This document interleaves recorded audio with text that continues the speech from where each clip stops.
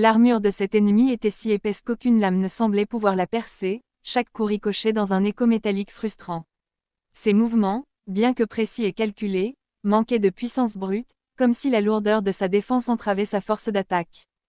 Pourtant, ce n'était pas un adversaire ordinaire, sa présence imposait un malaise, et son aura étouffait l'air autour de lui. Même les flammes vacillaient à son approche, comme soumises à sa volonté. Les magiciens, tapis dans l'ombre du donjon, murmuraient qu'il avait obtenu sa puissance en échange d'un lourd tribut, des prières corrompues, des âmes sacrifiées pour nourrir son armure maudite. Chaque impact contre lui semblait réveiller la colère des morts. Face à lui, je sentais le poids de la fatigue peser sur mes bras, mes jambes tremblaient sous la tension du combat. J'avais déjà affronté des monstres, mais celui-ci, il dégageait quelque chose d'inhumain. Sa magie incendiaire déchirait les ténèbres, et la chaleur qui s'en dégageait me brûlait le visage. Je tentais de prévoir ses attaques, de trouver une faille dans sa défense, mais sa perception surpassait la mienne, il lisait mes intentions avant même que je ne bouge. Mon manque de points en intelligence se faisait cruellement sentir, je devais économiser mes PM, chaque compétence utilisée me vidait un peu plus. La sueur glissait sur mon front, mes doigts crispés autour du manche de mon épée. Je devais me reposer, reprendre mon souffle, mais le monstre ne me laissait aucun répit. Autour de moi, les pierres du donjon vibraient sous la puissance de ses coups, les flammes dansaient comme des âmes en peine. Puis, un frisson parcourut l'air, un vent glacial s'insinua entre les murs, et la température chuta brusquement. Devant la grande porte d'acier, un courant d'énergie sombre se mit à tourbillonner. Les feuilles mortes se soulevèrent dans une danse étrange tandis qu'une silhouette en armure écarlate apparut lentement. Ses yeux luisaient d'un éclat sanglant, son épée ruisselait de feu et son pas faisait trembler le sol. Chaque fibre de mon corps reconnut cette sensation, c'était la même que celle que j'avais ressentie face à la mort. Ce chevalier rouge n'était pas un simple ennemi, il était le gardien du territoire, un spectre antique lié au donjon. Je raffermis ma prise sur mon arme, le cœur battant à tout rompre. La fatigue me tiraillait, mais je n'avais pas le choix.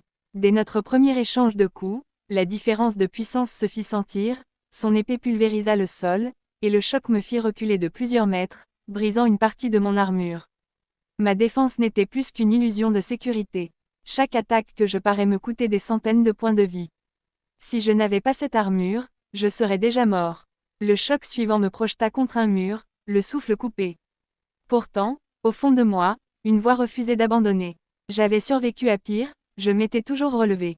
Le chevalier s'avança, son aura brûlant l'air autour de lui, et je vis sa silhouette se dédoubler à travers la chaleur.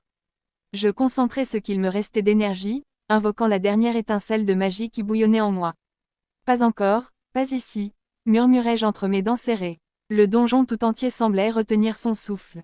Les flammes s'éteignirent, remplacées par un froid mordant, et dans ce silence suspendu, je sentis le moment venir. Mon épée fendit l'air une dernière fois, tranchant à travers le feu et l'acier. Le choc résonna comme un tonnerre dans les profondeurs. Quand la poussière retomba, le chevalier rouge s'immobilisa, puis s'effondra lentement, son armure se fissurant dans un craquement sinistre. J'étais à bout de souffle, blessé, vidé, mais vivant. J'avais survécu. Pourtant, au moment où je crus le combat terminé, la terre se mit à trembler. Une lumière du corps du chevalier, formant un symbole ancien qui s'imprima sur le sol. Le donjon lui-même semblait se réveiller, prêt à déchaîner une nouvelle horreur. Mon cœur s'emballa. Ce n'était pas la fin, c'était seulement le commencement. Alors que la poussière du combat retombait lentement, Jin WOHH resta un moment immobile, haletant, les genoux fléchis, le souffle brûlant ses lèvres. La lueur rouge du chevalier déchu s'était dissipée, remplacée par une ombre épaisse qui ondulait sur le sol, comme vivante. Elle s'enroula autour de ses pieds, montant lentement le long de son corps jusqu'à disparaître sous sa peau.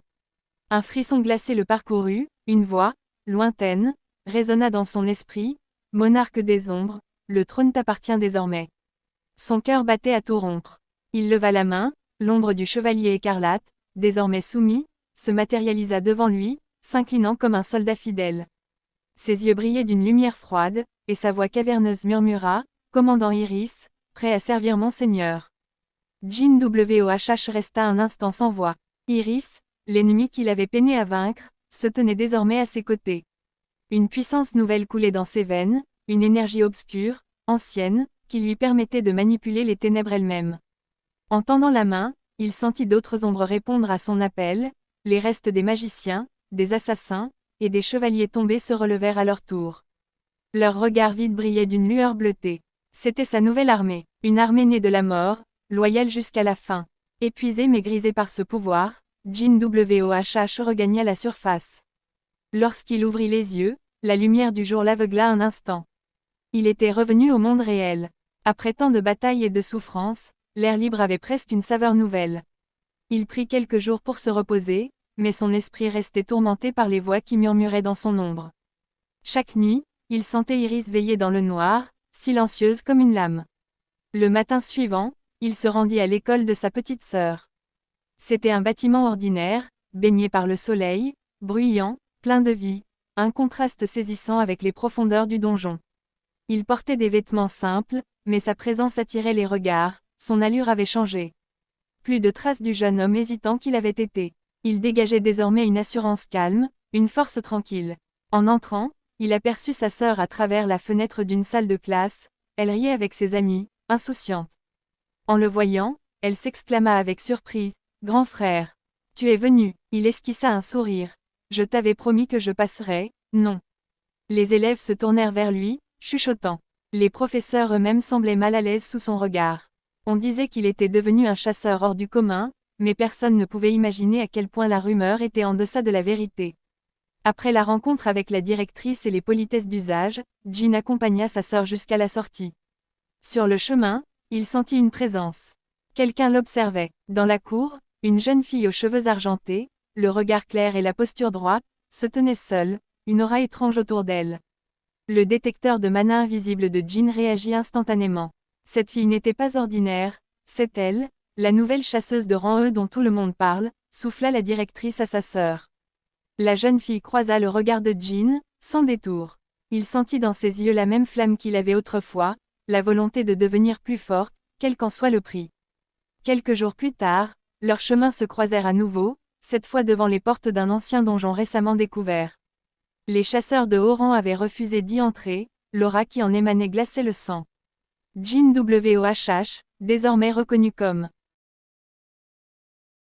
Ils franchirent ensemble la porte du donjon. L'air changea instantanément, le froid s'insinua dans leurs os, les murs suintaient une aura sombre. Les torches s'allumèrent une à une, projetant des ombres mouvantes sur les pierres anciennes.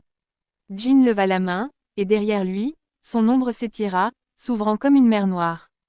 Des silhouettes s'en extirpèrent, silencieuses et terrifiantes, son armée d'ombre. Iris, son premier général, apparut à sa droite, son épée rougeoyant faiblement. La jeune fille, figée par la stupeur, murmura, « C'est quoi ça ?» Jin Wohh la regarda, les yeux sombres, une aura royale émanant de lui, « C'est ma force. Les ténèbres m'obéissent, désormais. Bienvenue dans le vrai monde, celui des chasseurs, où la lumière ne protège plus personne. » Leurs pas résonnèrent dans les couloirs du donjon, et la porte derrière eux se referma dans un grondement sourd. L'aventure de Jin Wohh, le monarque des ombres, venait tout juste de recommencer, cette fois, accompagné d'une alliée qui allait, sans le savoir, changer son destin. Dès qu'ils franchirent la lourde arche de pierre, une odeur de glace et de fer remplit leurs narines. Le silence du donjon était pesant, presque vivant, interrompu seulement par le bruit de leurs pas sur la neige craquante. Des cristaux lumineux flottaient dans l'air, diffusant une lumière bleutée qui peignait les murs d'ombre mouvante. Jin Wohh s'avançait en tête, suivi de la jeune fille de rang E et d'une dizaine d'autres chasseurs de bas niveau, rassemblés pour cette expédition. Le chef d'équipe, un homme robuste nommé Gado, s'adressa à eux d'un ton sec, « Écoutez-moi bien. Ce donjon est de type glace. Il fait moins 40 degrés Celsius à l'intérieur, et les monstres ici ne sont pas du genre à avoir pitié. Restez groupés, suivez les ordres, et surtout, ne paniquez pas. » Son regard se posa sur Jin, méfiant. Même s'il ignorait tout de sa véritable puissance, il sentait que ce chasseur dégageait quelque chose d'inquiétant, une présence trop calme pour un simple aventurier. Après quelques minutes de marche, la température chuta brutalement. Le vent glacial fouettait leur peau. De grands blocs de glace formaient des couloirs naturels, comme si la montagne elle-même avait sculpté ce labyrinthe. Le groupe s'arrêta devant une intersection à 3 voies. « On va se séparer », annonça Gado. « Équipe A, avec moi, on prend la gauche. Équipe B, la droite. Jin Wohh, tu prends le centre avec la fille de rang E. Votre mission, explorer et signaler toute anomalie. Pas de prise de risque inutile. Jean hocha la tête sans protester. Il jeta un bref regard à la jeune fille, qui frissonnait sous son manteau. Reste près de moi. Si quelque chose bouge, ne réfléchis pas, cours. Elle acquiesça, nerveux, serrant sa dague contre elle. Ils s'enfoncèrent dans le passage central. L'air devint plus épais, saturé d'une brume blanche. Le silence, total, même leur respiration semblait absorbée par les murs. Puis, un craquement. Jean s'arrêta net. Ne bouge plus. Un autre bruit, plus fort cette fois, un grognement guttural, profond, venu de quelque part devant eux. La brume se déchira lentement, révélant une silhouette gigantesque, un ours blanc, haut de plus de 3 mètres, recouvert d'un pelage givré et d'yeux bleus luisants. Le monstre poussa un rugissement qui fit vibrer la glace. La jeune fille recula, terrorisée. Jean, lui, resta immobile. Il observa calmement la bête, évaluant sa puissance. Rancé, peut-être Béba, murmura-t-il. Rien d'impossible, mais avant qu'il ne bouge, un second rugissement retentit derrière eux. 2 autres ours émergèrent des ténèbres. Ils étaient encerclés. La jeune fille paniqua. On ne peut pas les affronter tous les 3, reste derrière moi, dit simplement Jean, en abaissant lentement sa capuche. Son ombre s'étira immédiatement sur la glace, comme une flaque d'encre. D'un geste de